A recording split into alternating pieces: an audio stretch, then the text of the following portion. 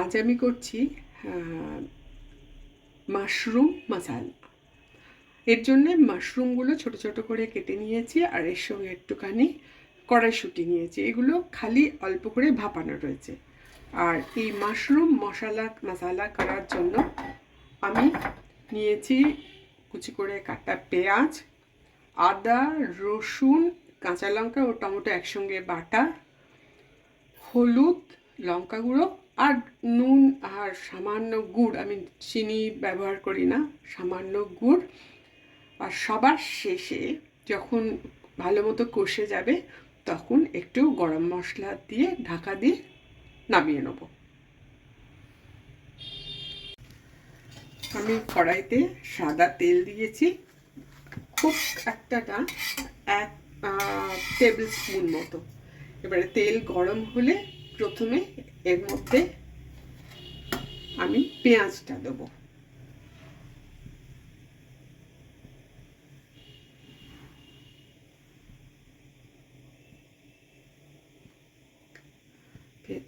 হালকা গরম হয়েছে, এবারে আমি পেঁয়াজটা দিচ্ছি।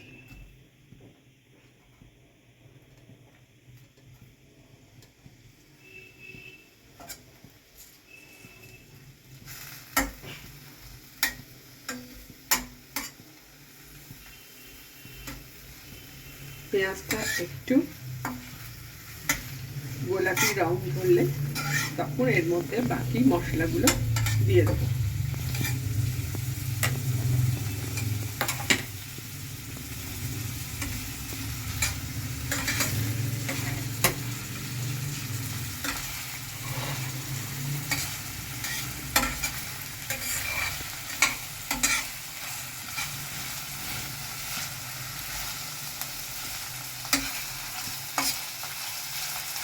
পেঁয়াজটা হালকা ট্রান্সলুসেন্ট মতো হবে, খুব লাল করে এখন ভাজবো না, কারণ মাশরুমের সঙ্গে সেটা ভালো মতো কষানো হবে।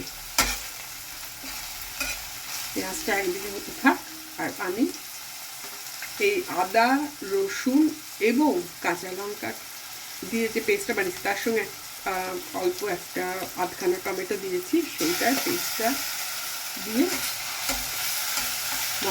সেই মশলাটাও কষাচ্ছি।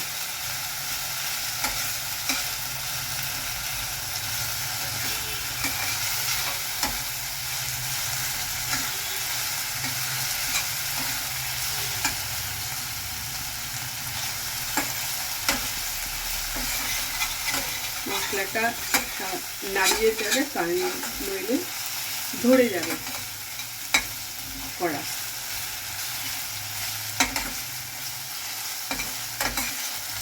এর সঙ্গে এবারে আমি দিয়ে দেবো হলুদ পরিমাণ মতো এবং কাশ্মীরি লঙ্কা। কাশ্মীরি লঙ্কায় সুন্দর রং আসে, তাই কাশ্মীরি লঙ্কা। এই ঝালটা মূলত আসবে ওই আদা রসুনের সঙ্গে একটা কাঁচা লঙ্কা, দুটো কাঁচা লঙ্কা দিয়েছি, তাই সেইটার থেকেই যা ঝাল থাকবে।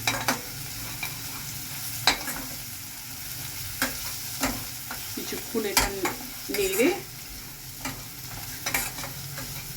এর মধ্যে আমি এবার এই মাশরুম এবং কড়াইশুঁটি, যেটা সামান্য গরম জলে ভিজিয়ে রেখেছিলাম এবং পরে জলটা ছেঁকে নিয়ে এবারে এর মধ্যে দিয়ে দিই।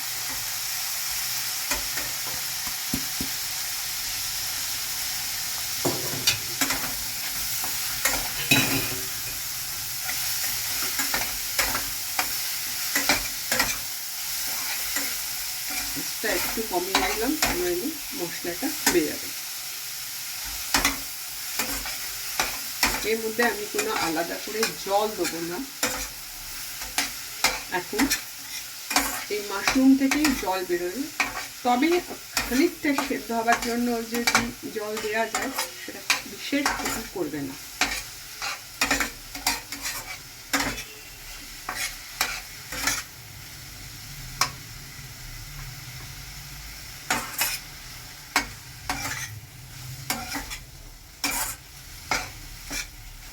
এইবারে এর মধ্যে আমি দিয়ে দেবো নুন,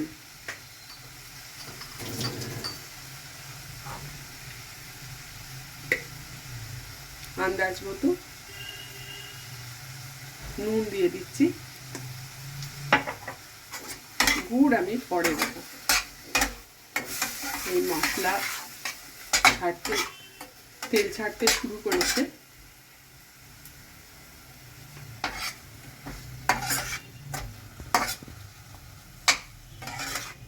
তেলটা ছেড়ে আসছে। এরপরে আমি দেব এর মধ্যে সামান্য জল, খুব সামান্য, কারণ এটা একটু মাখা মাখা খেতে ভালো লাগে।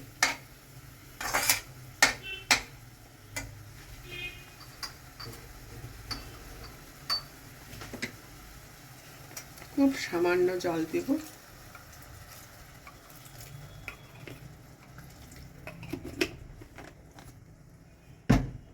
এবার এটাকে আমি ঢেকে দেবো সেদ্ধ হওয়াতে। সেদ্ধ হয়ে গেলে গরম মশলা আর সামান্য গুড় এর মধ্যে দেবো। ওই নুন আর গুড়ের ব্যালেন্স যাতে ঠিক থাকে। চিনি ব্যবহার করা ঠিক না, তাই আমি এখন গুড় ব্যবহার করি।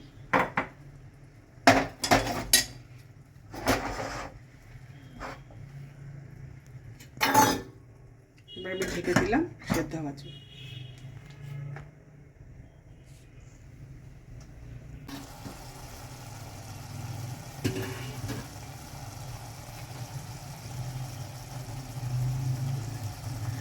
এবারে বেশ তেলটা ভেসে উঠতেছে, দেখা যাচ্ছে। আমি সবার শেষে একটু গুড় দিলাম আন্দাজ মতো। একটু কাসুরি মেথি, সেটা নিজে যেরকম মানে পছন্দ করে, অনেকেই কাসুরি মেথি পছন্দ নাও করতে পারে, আমি পছন্দ করি তাই দিলাম। আর একটু দিলাম গরম মশলা, খুব সামান্য গরম মশলা।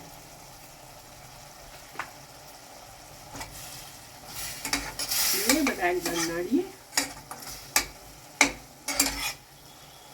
এটাকে ঢেকে দিয়ে গ্যাসটা বন্ধ করে দেবো স্ট্যান্ডিং টাইম দিয়ে।